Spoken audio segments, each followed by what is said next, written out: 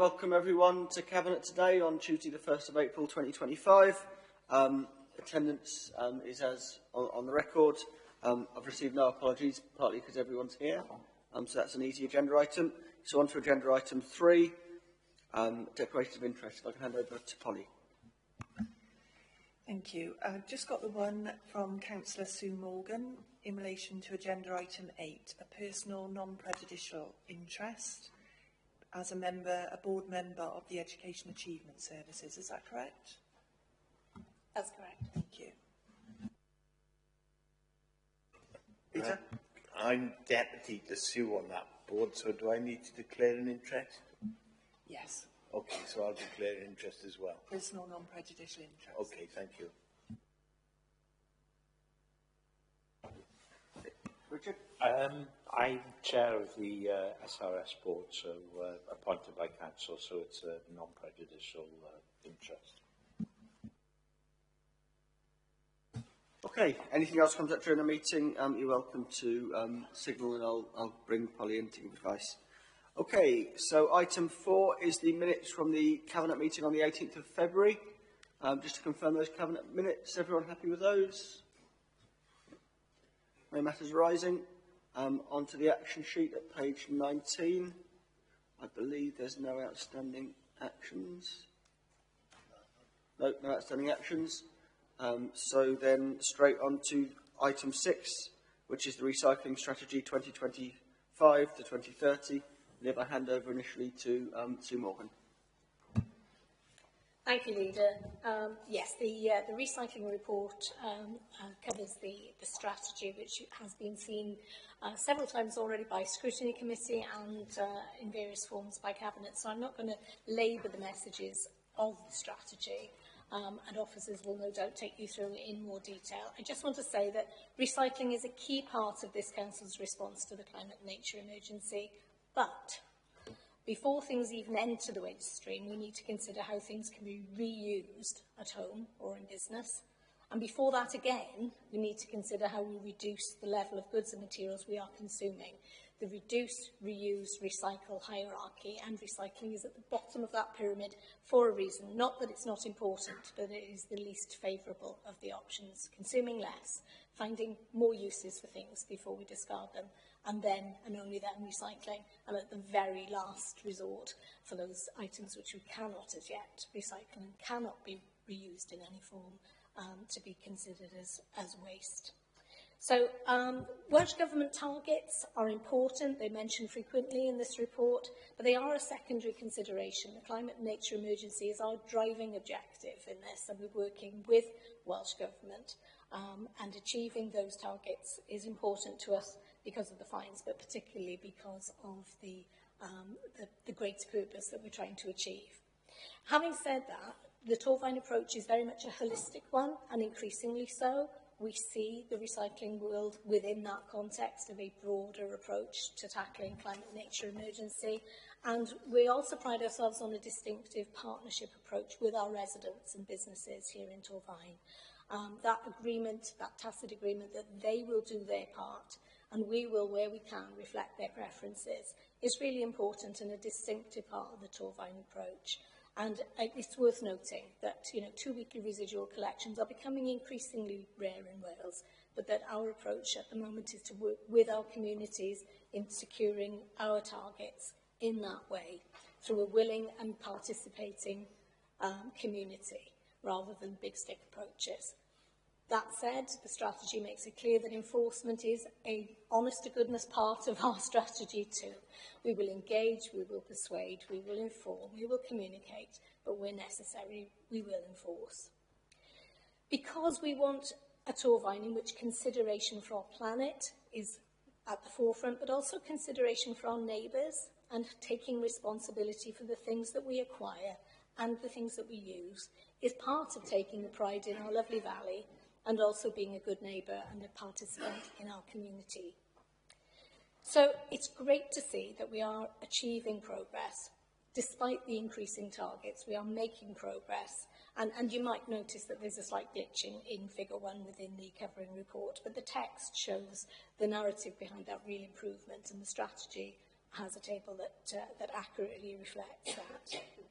I just want to finish by saying that still far too much of what we put in our purple bins could have been recycled, especially food. We would love to see people and businesses making big strides in reducing their overall waste. We're not out there scrabbling for their recycling, but if you are going to put food in a bin, let's make it the brown caddy. It's collected weekly and it's fully sealable. So it's less smelly and it's hanging around for less time. And it has the potential, if you really need to throw it away, in that brown caddy to generate significant levels of green energy. Win-win. Being smart, being wise about the way in which we handle the things that we no longer need is really important. It's April Fool's Day and it's a good time to reflect that wasting resources and over-consuming is always rather foolish. So, with a continued joint community-based approach, we want to make Torfaen cleaner, greener and also better off. Thank you.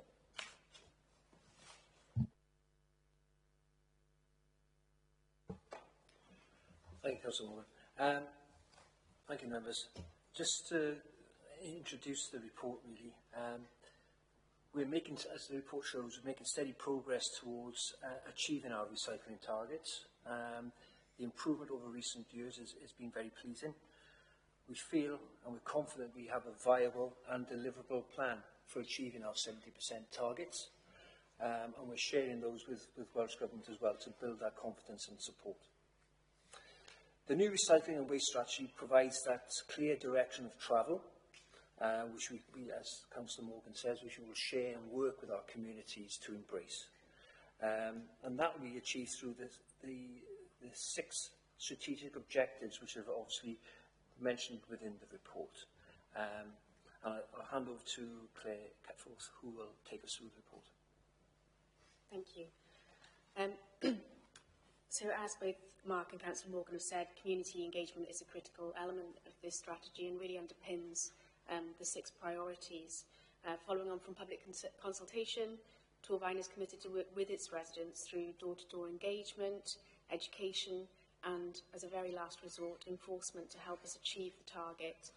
And it's important to note that the strategy reflects this commitment but also sets out important ambitions to address not just how we manage waste, but as Councillor Morgan said, how we can encourage more sustainable practices such as waste reduction and reuse, and how we can reduce our carbon emissions in light of the climate and nature emergency.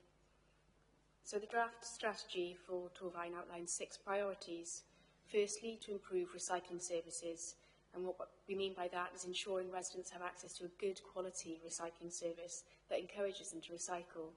Secondly, to increase recycling rates, and that includes improving our offering at the curbside, increasing the range of materials that we collect for recycling and elsewhere. Thirdly, to enhance infrastructure, to ensure that we have sufficient capacity to collect and process a wider variety and greater volume of recycling moving forwards to get that waste out of the purple lidded bin. Fourthly, to support business recycling, to ensure compliance with workplace regulations. We've already had great successes with the trade recycling services that have been introduced, but there will be changes to those to come to increase the range of materials collected, and we need to be ready to support that. Fifthly, to promote waste minimisation, reuse, repair, and move waste management further up the waste hierarchy. And last but by no means least, to decarbonise services wherever practicable to ensure alignment with the Council's net zero ambitions. These priorities closely align with the 5 work streams outlined in the roadmap to raise the rate, and as I said, are closely underpinned by the consultation undertaken with the public. The draft strategy has been reviewed by scrutiny and their feedback gratefully received and taken into account prior to bring this strategy to Cabinet for approval. Thank you. Yeah, can I say thank you to Claire and Mark and also to Sue. Are there any questions on the report? I'd just like to thank officers firstly, because I know the way we're trying to approach this isn't necessarily the easy way. I know it isn't the easy way in terms of conversations with Welsh Government sometimes, but I think You know, we're trying to do this, as Sue said, in a holistic way that tries to build that cleaner, greener, better off Torvine. A big thank you also to the crews. I know the work they do, especially during the winter, when it can be wet and cold, is difficult work. I've been out on one of the rounds before, and it's athletic work as well. I know that much. So thank you to them for their efforts throughout the winter, especially, and also to residents, really, because at the end of the day, they're the key players in this as well. I know change isn't always easy. Sometimes it's necessary, and we sometimes have to be the messengers of where change is necessary. But we're trying to do it in a way that works with residents. And a special thank you to all the residents who recycle their food diligently. Not only does that keep stinky food out of their purple-lidded bins, not only does it ensure that stinky food is collected every week, not every fortnight, but it also means that we can create renewable energy and reduce the difficulty in dealing with that residual waste. So that is, as Sue says, that's a huge win-win. I'd just like to mention one other point that Councillor Morgan makes that's a really, really good point, I think. Sometimes this is viewed as a debate between residents and the council, but this isn't about the council at the end of the day. It's about a cleaner, greener and better off Torvine with a better local environment and where neighbours do the right thing by each other. And I think the more that we can voice that message about this is about doing the right thing about the people who live on the street with you, about keeping our area as sustainable as possible, is a good one that we should keep on making. So yeah, just a big thank you to especially all the residents who play a part in this and who do the right thing. Fiona.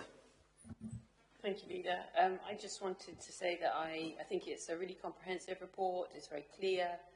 I'm pleased to see that part of the service would be about improving assisted collections, because our most vulnerable residents are the ones who very often don't tend to get in touch when they're missed, for example. So that's really positive. And I also really liked the charter. You know, what you can expect from us and what we would expect from you to help us. And I think that maybe some comms around at least that part, because the document is quite chunky. But that bit, I think, makes it really clear this is what we'll do. Please help us by doing this. Like, for example, taking in your bins at 7 o'clock on your bin day, because I'm finding particularly that bins are recycling receptacles being left out maybe for days and days, and then they become almost public bins. So yeah, really commend the report and agree with it. Okay, any other questions or comments before we move to the recommendations, which are at paragraph 11.1. Cabinet's asked to approve the recycling and waste strategy to support the Raise the Rate campaign and achieve the 70% recycling target. If I can have a show of hands in favour.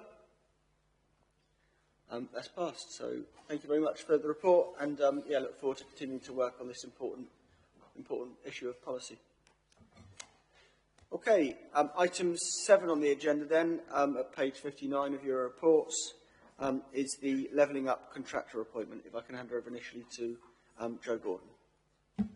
Thank you. So in August 2022, we submitted a bid, that was in round 2 of the UK Government's Levelling Up Fund, to create a cultural hub in Pontypool Town. Whilst other projects in the heart of the town were previously considered, the private owners were not able to progress with the funding bid, or we had council projects that would not have delivered the desired impact. We considered our submission to have the best chance of approval against the Levelling Up Fund criteria to invest in local capital projects and address economic inequality.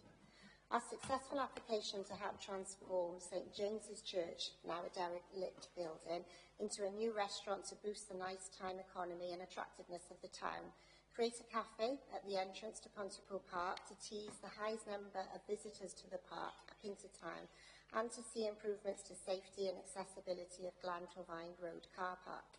The suite of projects will create a cultural hub at the gateway to Pontypool Town, aiming to create local job opportunities, grow the local economy, and act as a catalyst for further investment into the heart of town.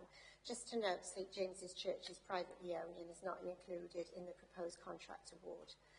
As with all regeneration projects, there has been challenges as delivery of projects progress. I'd like to thank Nick Thomas-Symonds MP for his support to ensure that our project was included in the scheme for urgent consideration by UK Government. Early approval of a programme extension gave us the opportunity today to consider awarding the contract before the current tender expires. This avoids another lengthy retendering project process, which have meant our project was put at risk. The report notes, excuse me, the report notes that if the tender does exceed the available budget and has several provisional sums, if approved today, officers will work with the contractor to develop the design and achieve cost efficiency. Additional funding resources are earmarked from UK Government Shared Prosperity Fund and Welsh Government's Vibrant and Viable Places, should they be needed. Currently, the timeline shows proposed construction works would commence in September for both projects, with completion of the Park Entrance Cafe in July 27 and Glantor Vine Road Car Park in July 26.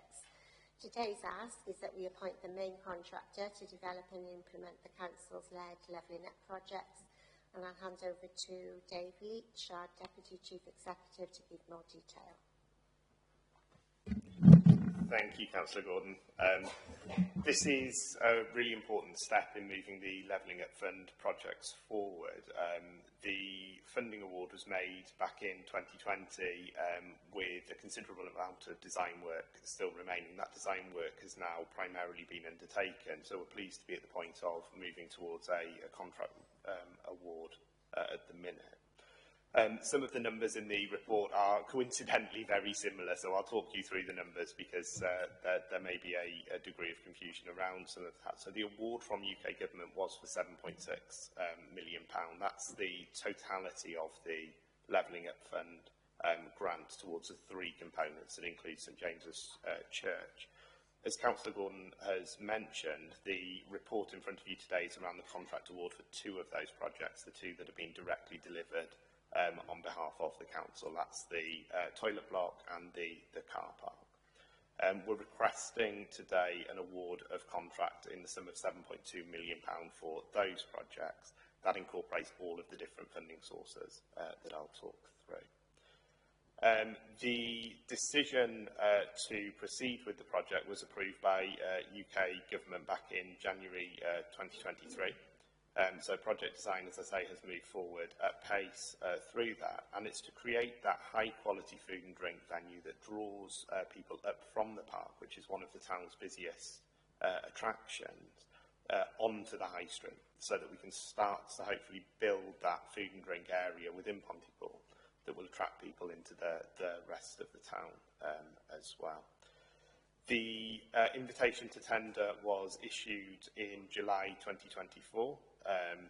This was done through the SUSCAP framework. There were two of the 8 contractors from within that framework, from Lot 8 of that framework, who were considering the approach. One tender was ultimately received that was compliant within the process. The value of that tender was slightly higher than the budget available, and as Councillor Gordon has set out, that's to do with the quantity of provisional sums within the contract, which will now use the design portion of that to reduce. In terms of the timeline, Councillor Gordon has talked through that subject to a decision today, we'd be looking to do what's called early contractor involvement. That's the remaining design portion, the technical design elements of that contract, between April and September, with a view to construction work actually then starting in September.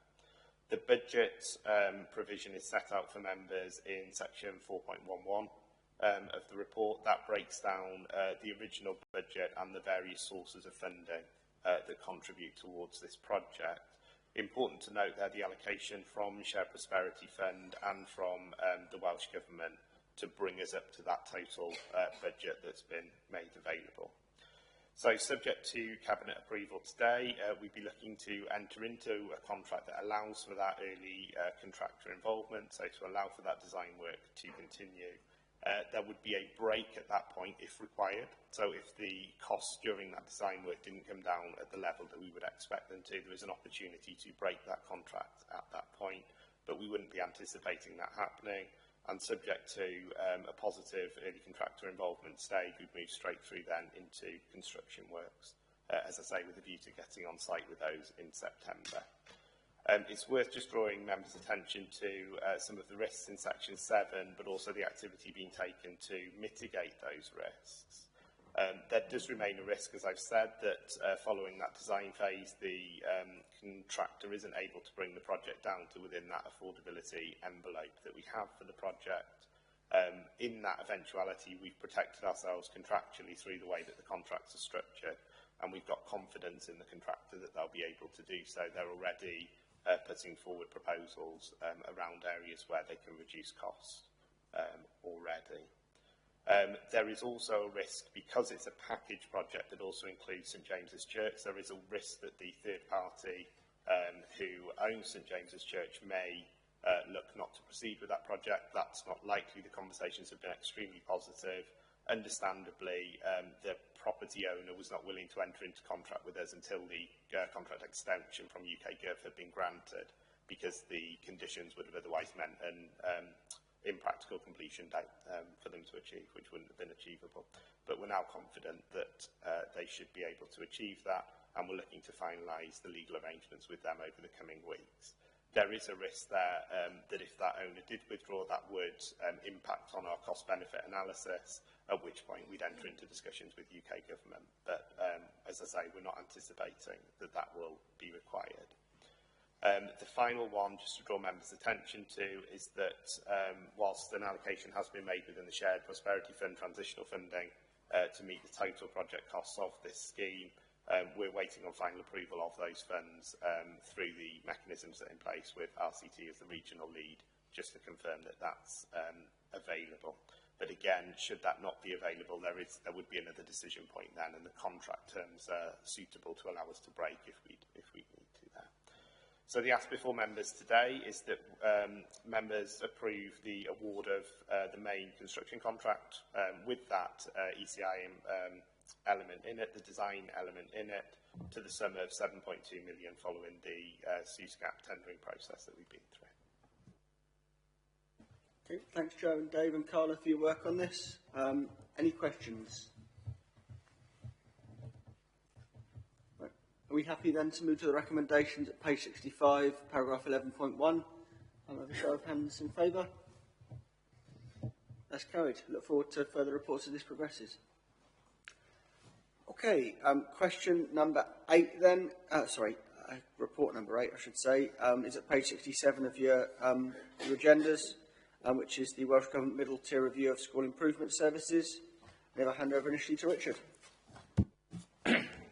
Thanks, Leader. Andrew's going to take us through the report, but just to introduce it, as it says in the report, the AS was established in 2012. Sadly, my age, I go back that far, and was on Cabinet at the time, so remember it well. It all took place in the old County Hall, where we all 5 authorities came together. We were obliged by the then government to collectively act in regional area, regional consortia, as they became known. The unique thing about the EAS was it was a company model. All the rest had other federated, complicated in some respects, means of coming together and working for the betterment of school. The Welsh Government asked us to undertake a review of middle tier, as they call it. They removed the expectation that partners would meet regionally, but on the same basis, they've indicated that they wouldn't want, and we couldn't, as a small authority, act on our own with our own school improvement service. So at least partnership with one other local authority is preferred.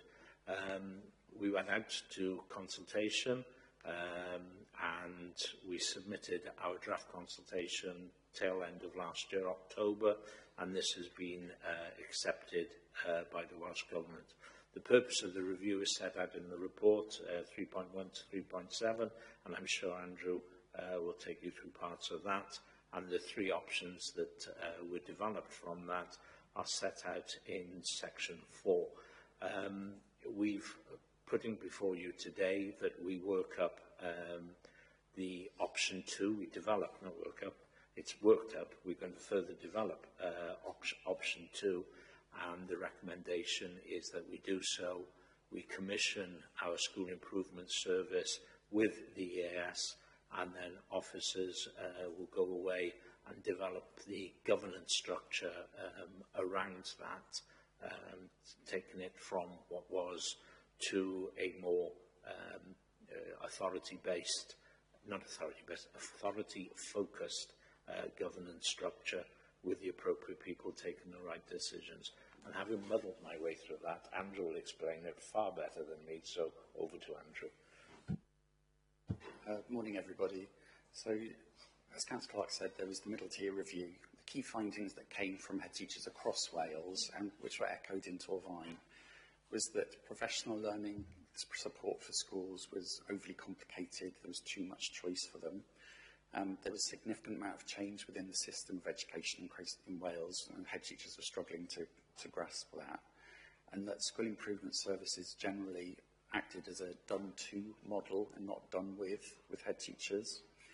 So all local authorities were tasked with reviewing how the school improvement services work. As Councillor Clark said, we are unusual in that it's a limited company that operates for EAS. We're in a slightly different situation to all other local authorities in Wales.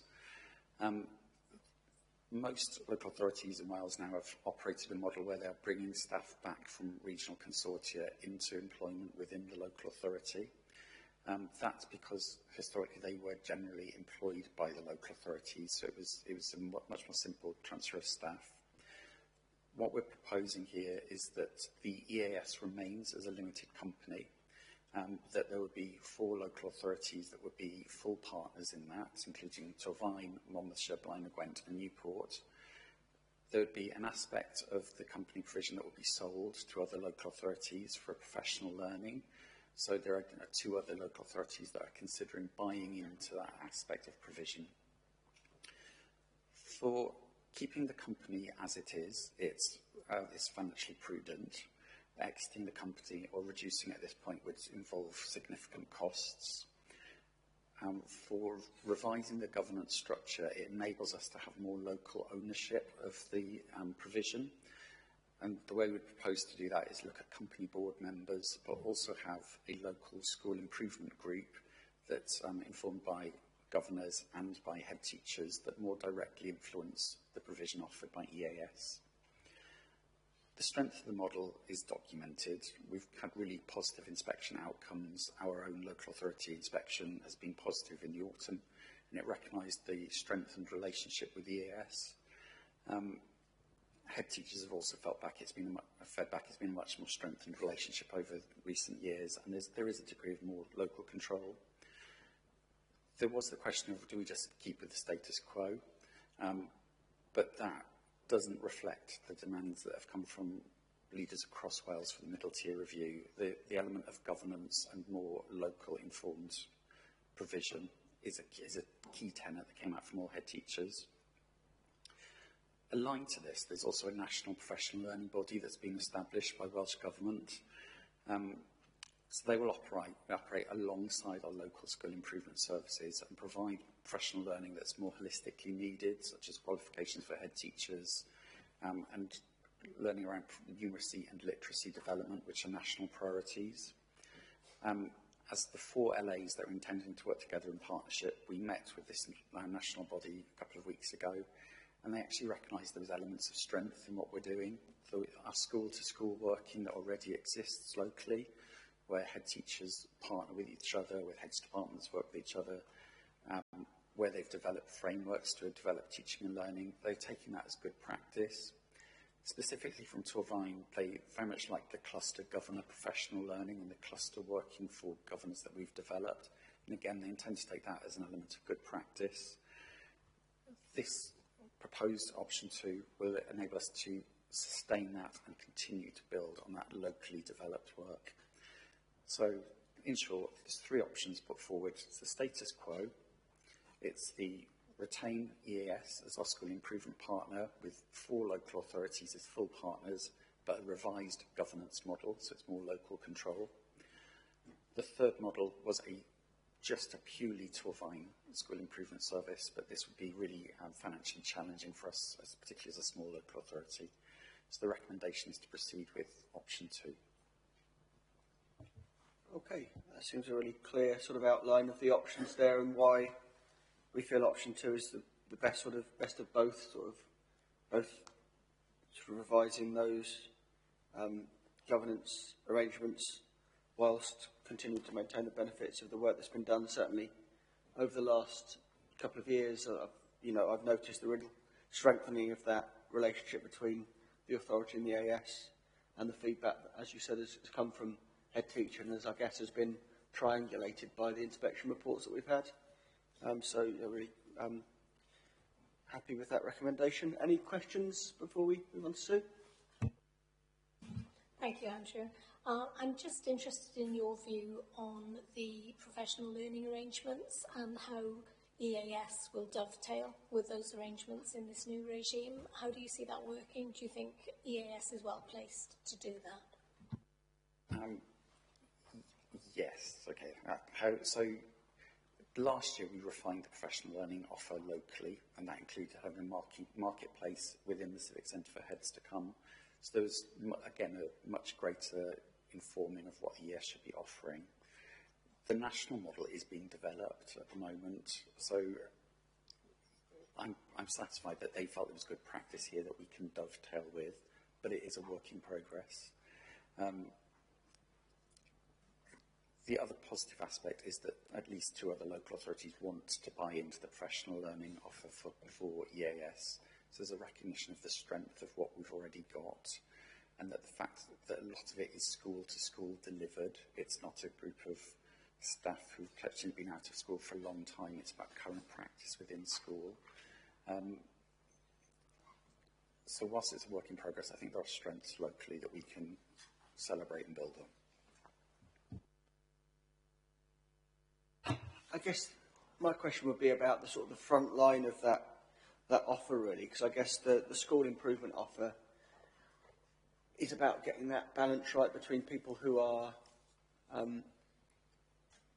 experienced and have authority to go into schools and help them, but yet not be seen as you say, that done to rather than done with approach.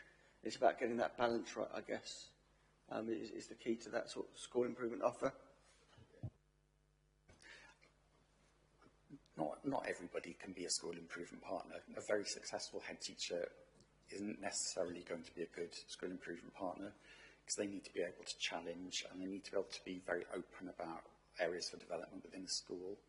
And I think that's something we need to continue to work on, because particularly where it's a head teacher within the local authority, perhaps supporting another head within the local authority, they need to balance the professional relationship between them, plus the ability to challenge. And I think the strength of us working as 4 local authorities, it allows that little bit of distance and that greater scope to recruit school improvement partners, where if it was just one local authority, we may not have enough of the right people to complete the roles. The right people for specific contexts as well, isn't it? Because both in terms of the, thinking about some of those priorities like numeracy, literacy, also thinking about some character sort of relationships there. It's that part of being a critical friend, isn't it? And both parts of that, those 2 words. Absolutely. And there's also particular sectors, such as like the special sector, Welsh medium sector. We're talking about very few schools, perfection in each local authority. Our school improvement partner for the pupil referral unit is from Bridgend at the moment, because there is only one in each local authority. So it's about having a more nuanced approach depending on the setting. So I can certainly see in that context why option 3 would be both costly and be a backward step in terms of the quality of people we could necessarily get in as an individual local authority. Okay. Any other questions before we move to the recommendations, which are paragraph 8.1, page 73 of your reports? The recommendations are that we proceed with development of the revised school improvement model in line with option 2, to continue to commission school improvement services from the South East Wales Education Achievement Service for the foreseeable future, and secondly, to mandate the senior officers to work with partners to explore the potential for changes to the governance of the AS and to implement changes delivery of services by ES, which reflects stakeholder feedback and national school improvement guidance. Is everyone happy with those recommendations? Show of hands. That's carried. Thanks, Andrew, for your work on this, and yeah, thanks to everyone in our schools and in our education department for their work on school improvement. It's much valued. Okay, so we're moving on then to agenda item 9, which is the change in the SRS shared model. And before bringing Matt Lewis down, hand over to Peter. Thank you, Leader. I'd like to welcome Matt Lewis, Chief Operating Officer for the SRS, to today's meeting to present this report. It's an exciting proposal which draws on 14 years' worth of learning associated with the SRS and our collaboration on technology, and reflects the increasingly important role digital data and information management play as key enablers in the delivery of modern council services. The proposal also recognises and builds on successful collaborative efforts over the past 12 to 18 months, which have seen increased use of automation and AI, the development of a modern data platform, and the procurement of a new contact centre platform. As ever with proposals such as this, we will need to ensure that Torvine's needs continue to be met, and I know officers will ensure there are mechanisms in place to provide this assurance. I'll stop there and I'll hand over to Matt now. Matt, thank you. Thank you very much, Councillor. Yep, so I'd just like to walk through the paper that we put in, which is about seeking a decision to change the service model for the SRS. There is a slightly different focus on the Torvine paper compared to other papers. That's the reason for that is because Torvine is the host employer currently, and the other organisations would be about transferring staff. So there's different focus on the different papers. So what I'd like to walk through is some of the key messages that we're trying to get through in the paper. And there was a much larger strategic outline case document that went to our strategic board, which created the recommendation to come into these individual cabinet meetings. So we want to try and we've kind of mentioned the projects that we've been running the last 18 months. They've been forerunners, if you like, for this proposal, which is around, what more can we do together? How can we align the resources that we have to deliver more with the same set of resources in a different way than we're currently doing? And I think what we've proven with our work is that is achievable, and I can describe some of that in the paper. I also want to touch on the evaluation process that we've been through. So we've used local partnerships as been used for the Torvine Blind grant work, and they've helped us define the evaluation criteria with each individual partner organisation, which we then based these decisions on coming forward into the meeting. So we've talked about the service model change, and then the piece around the kind of unifying the SRS new services into the SRS going forward. And the strategic board asked of us to create a modern digital public service organisation that will be able to deliver more for the partners than you currently can do alone. So walking down through kind of section 3 in the case for change, and what we're trying to identify through here is down into section 4, Marmot Principles, Wellbeing and Future Generations Act, CDPS digital standards, and partner digital strategies. If you like, they're layers of the cake. So you start at the very top. All partners are trying to deliver in this region specifically to Marmot Principles. So I won't go through every single one, but we've listed out the principles for each of these sections.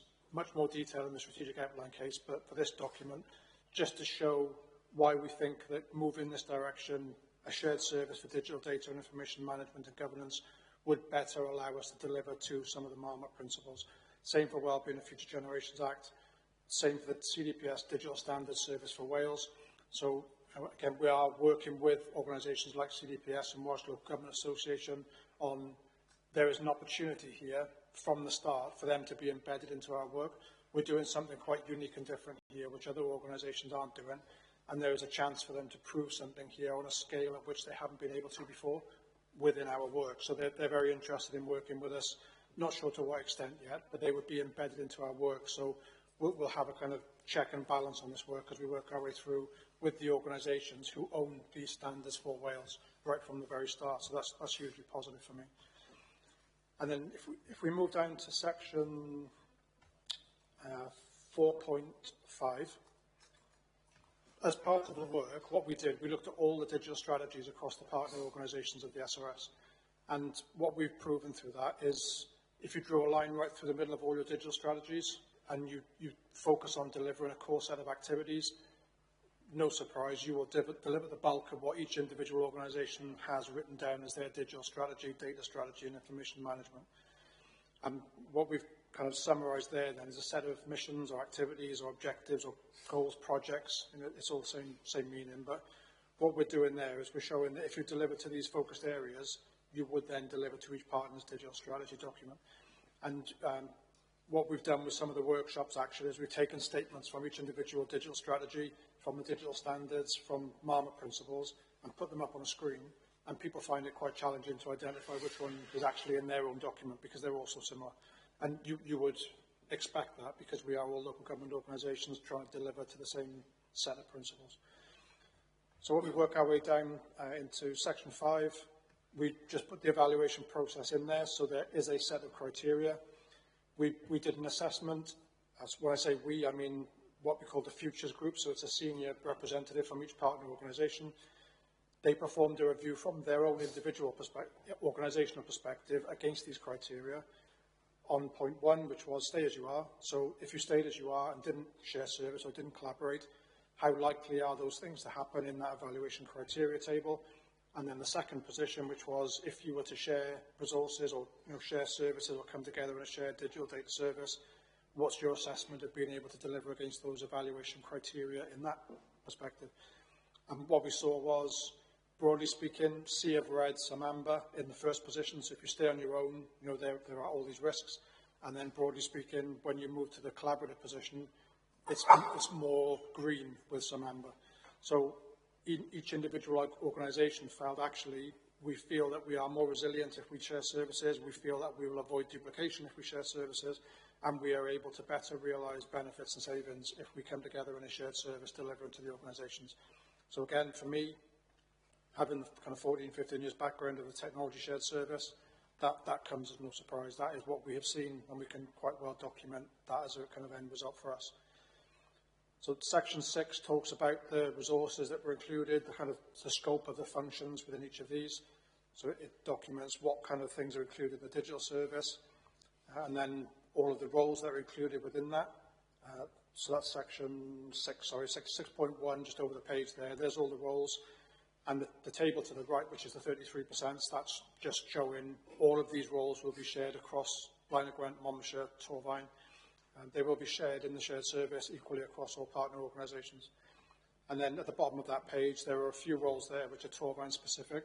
So there are some Torfaen things coming in as part of what would be a line management transfer if this were agreed, that will be focused on 100% Torfaen only work. They won't form part of a shared service, but there's still a benefit in being in the shared service itself.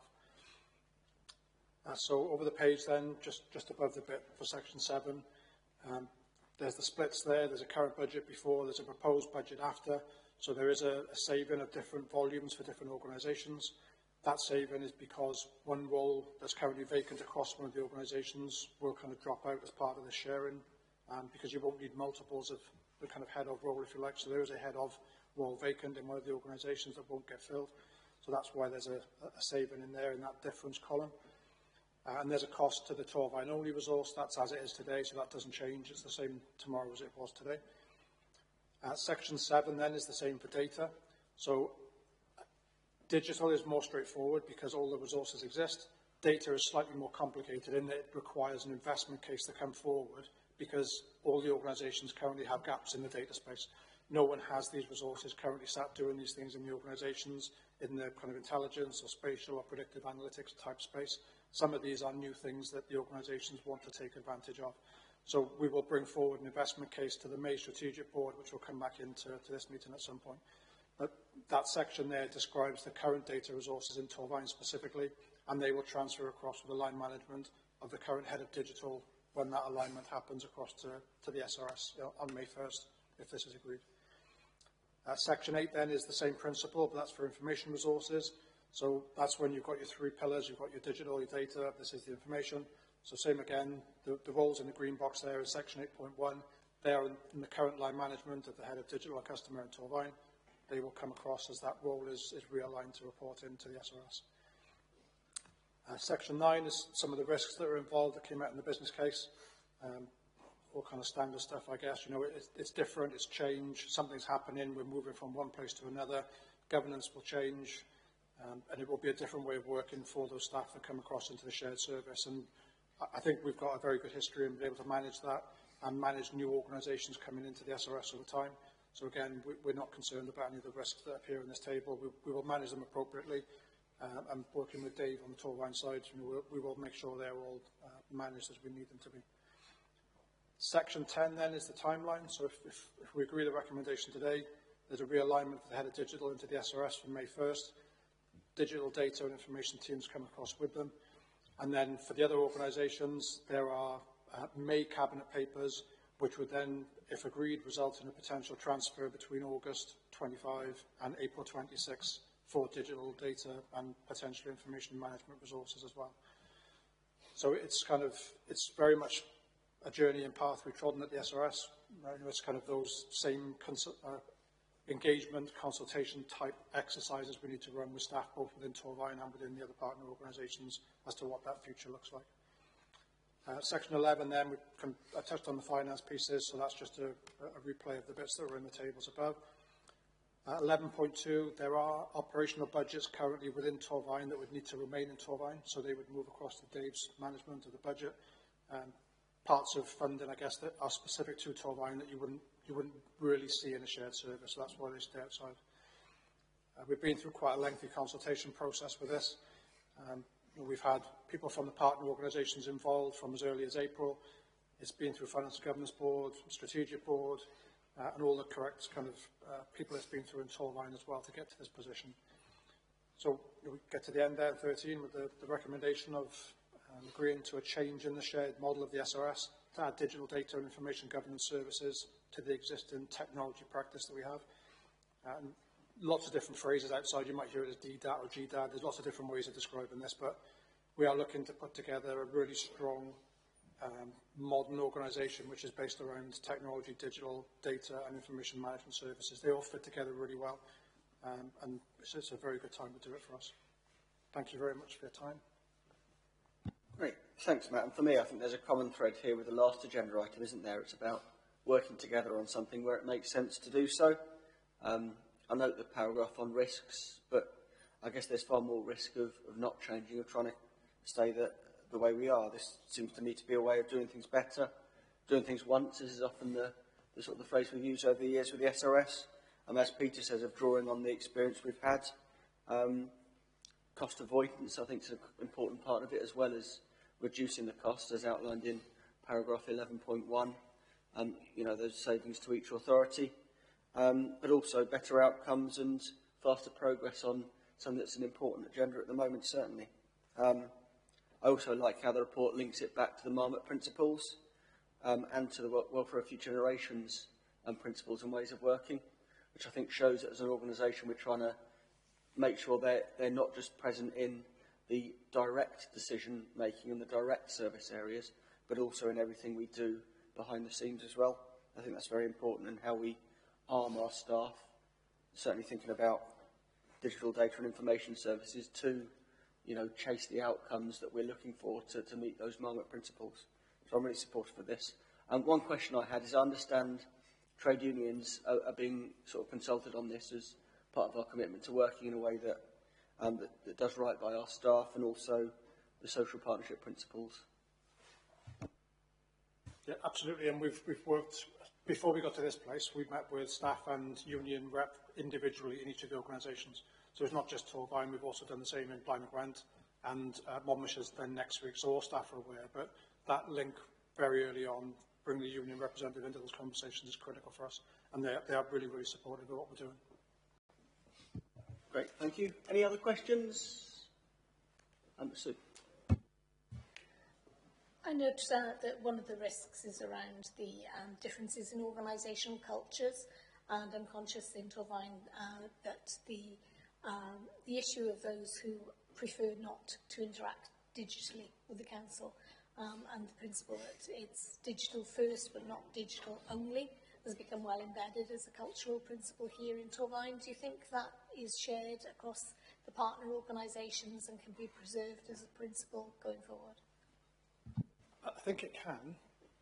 What I would say is that there's an important place part in this, and what we will look at our way of working going forward is there are lots more commonalities possibly in the other areas, and then there needs to be a very strong focus on place being different across the partners.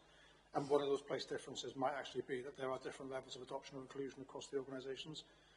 Part of the data work we'll do is we're going to be looking at things that are even focused down at community level, not just local authority level. So we might even see those differences across council communities, the kind of hyper-local stuff, rather than the focus on all data at the local authority level. We want to be able to focus much more closely down on community base. But yeah, that's a great question. There will be differences across partners, there will be difference in authority. But one of the things that this will allow us to do, it will allow us to create roles that we don't currently have around adoption and inclusion. It will allow us to free some people up to focus on those things and do a lot better job, I guess, than we currently can of identifying where those pressures are. Just one more question, really, which is about the risk of disruptions to existing services as things are changing. Appreciate those risks have to be managed, and I'm confident that management is, from a technical point of view, is well covered in this report. I think in terms of reputation and in terms of community understanding, should there be disruptions that affect them, it would be really helpful to do a piece of work to simplify the advantages of this change, so that should there be disruptions which become problematic for people, we're ready with easy explanations as to why that risk was worth taking and why that sort of short-lived discomfort of adjusting to the new system will actually produce a lot of benefits that residents can understand and that local businesses can understand. So finding the simple messages around the advantages to our residents, I think, is a piece of work that needs doing. Yeah, more than happy to do that. Kind of one pages or much simpler messaging around what we're trying to do and the benefits. All I would add is we've had very similar conversations at Finance and Governance Board and Strategic Board in 2017 and 18 when we introduced Blythe Gwent and Newport into the technology shared service. And we didn't see any disruption. We can go back through stats and prove, we didn't see anything. And we actually got asked by one of the organisations, when are we bringing them in? And they were already in. So the fact that you don't notice that they're coming into the shared service, and I want to try and make sure we do that with this. I don't want anyone to feel any pain of a shared service coming in, because the whole benefit of this is trying to get more out of the same group of individuals, if you like. But yeah, we'll keep a close eye on that, and we'll create something ready for any kind of comms as well. Any other questions? If not, the recommendations at paragraph 13.1 on page 103 of your agendas. The recommendations to agree a change in the SRS shared model to add digital data and information governance services to its existing technology shared service. Show of hands in favour.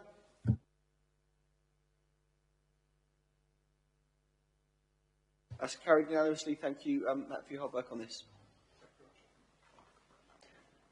Okay, so that moves us on to agenda item 10 now, which is on page 105 of your agendas, which is the Children and Young People's Participation Strategy. And over initially to Richard on this. Thanks, Leader.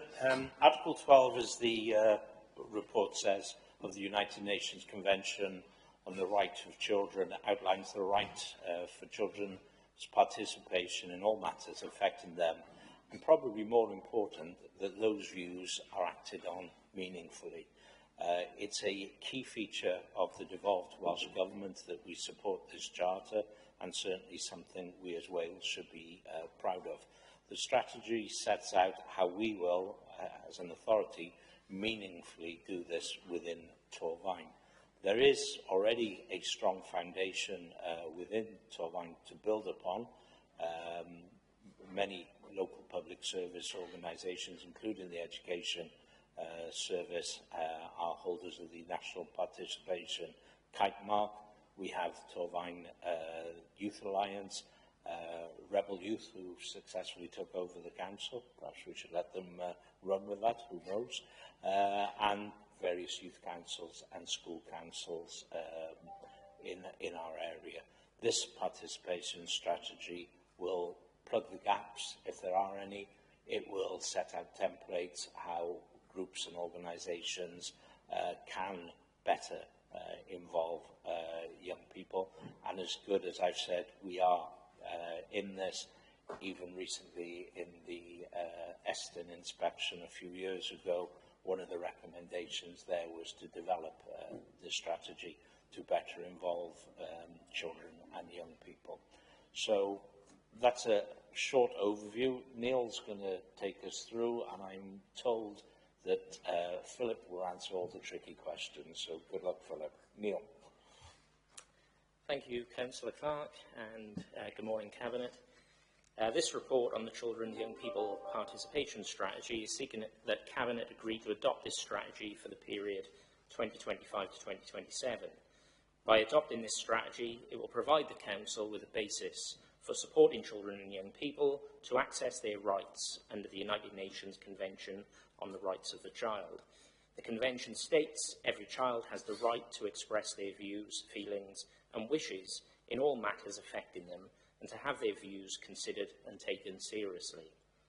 The Children and Young People's Participation Strategy outlines the Council's commitment to meaningfully involve and support children and young people to have a say in decisions that may affect them. The strategy supports the Marmot Principles and the County Plan wellbeing objectives by supporting children to thrive and encouraging more children and young people to be directly involved in council decisions and shaping council services. This report seeks the council's commitment to embed the models of participation into our culture and ways of working to ensure children have a voice and are involved when they choose to be. In Torvine, we have a thriving youth forum and excellent school councils that are putting children and young people's rights to be heard at the heart of what they do. We have dynamic young people that represent Torvine on the Torvine Youth Alliance and the Welsh Youth Parliament. We also have leaders of public services, heads of schools and professionals that want to hear what children and young people have to say and are committed to having their voice contribute to the planning of services that may be used by them now and in the future. As Councillor Clark mentioned, our education service has also gained the National Participation Kite Mark. Recent examples of innovative ways to involve young people have been our takeover days. Our next one is next week, when we'll have young people in the chamber, sat alongside our executive leadership team. And also our Rebel Youth initiative, which encourages young people to be involved in a process of creative thinking to tackle the big issues faced by the Council. However, we are missing a strategic framework to support this work, and this strategy aims to fill that gap and underpin the Council's commitment to Article 12. Importantly, in Section 5 of the report, we highlight how the strategy was informed by consultation with children and young people and the professionals that work alongside them. Young people from the Torvine Youth Forum were consulted on the document, and the Torvine Youth Alliance also provided feedback on this strategy. Staff at Cranbridge School and the Youth Service staff were consulted on the strategy, and the Children's Commissioner for Wales Office reviewed the strategy and commented that it read really well and commending it as a good job. The strategy also went before the Cross-Cutting Resources and Business Overview and Scrutiny Committee, with young people attending that committee and contributing to that session. The strategy has developed and changed throughout this consultation process to ensure that it was led by children and young people's views and opinions. Point 7 of the report covers the next steps, including staff training, also visiting centres, and awareness workshops will be held with young people. Children will be offered informal workshops through summer play schemes, and the strategy will be sent to all our primary and secondary schools, with workshops being offered to all school councils.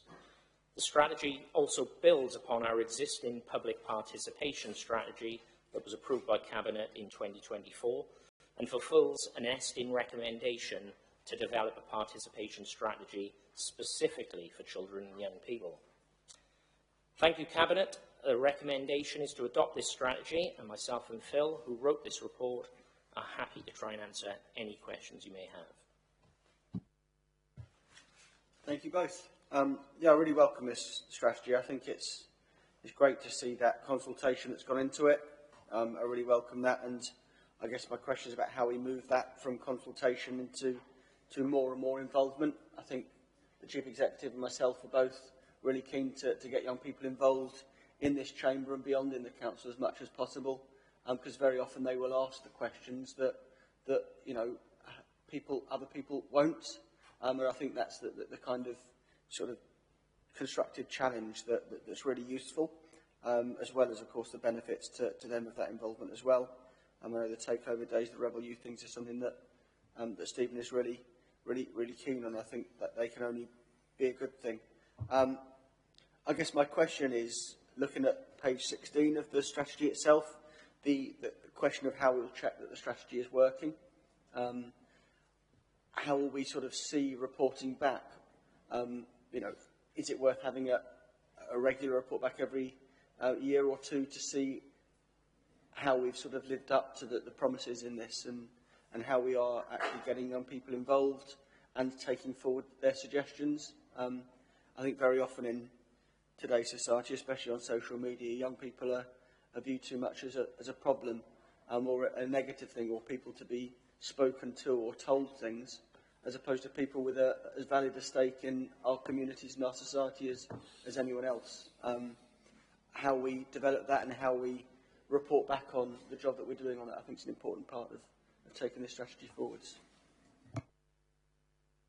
So one of the big gaps that we get with young people, they get consulted with and they don't end up getting any feedback of what happened with their views and opinions. So I think an idea of having a report annually, I'm happy to compile of you said and we did, or you said and we weren't able to for these reasons, seems sensible to me.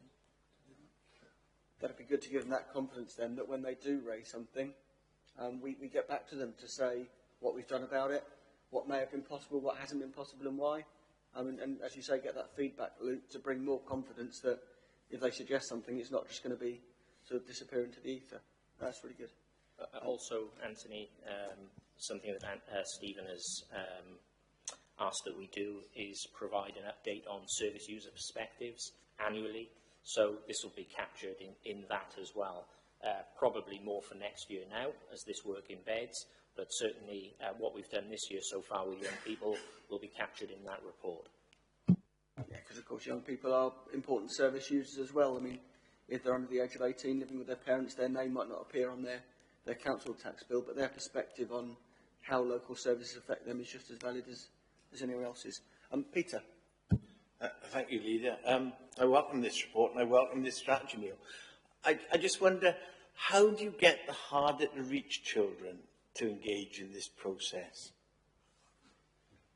So it's one of the reasons we set up the Youth Alliance, just so we can engage with those people that won't really or struggle to engage with the process. So we hold the Youth Alliance meeting daytime simply because if we hold it outside the school day, it might be more difficult for those young people to come. The Youth Alliance involves the PRU, the Gypsy Traveller Forum, Crown Bridge, and any other young carers. So all those people that might be slightly disadvantaged are part of that Youth Alliance, and hopefully it grows.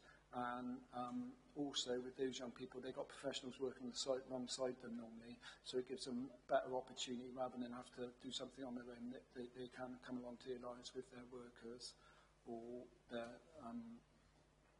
teachers to give their views. I'm encouraged by that because obviously from our equality strategy, we want to try and involve everyone, and any steps we can take to do that is for the good.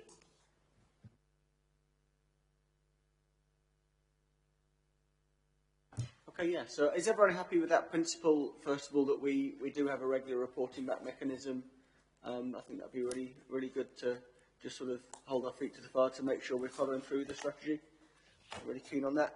And then the recommendation is it's page 109 of your agendas, paragraph 8.1.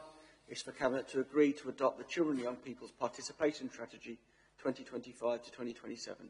A show of hands in favour. That's carried unanimously, and thank you to your work on this. That concludes Cabinet this morning. Thanks, colleagues, and I'll see you again soon in meetings.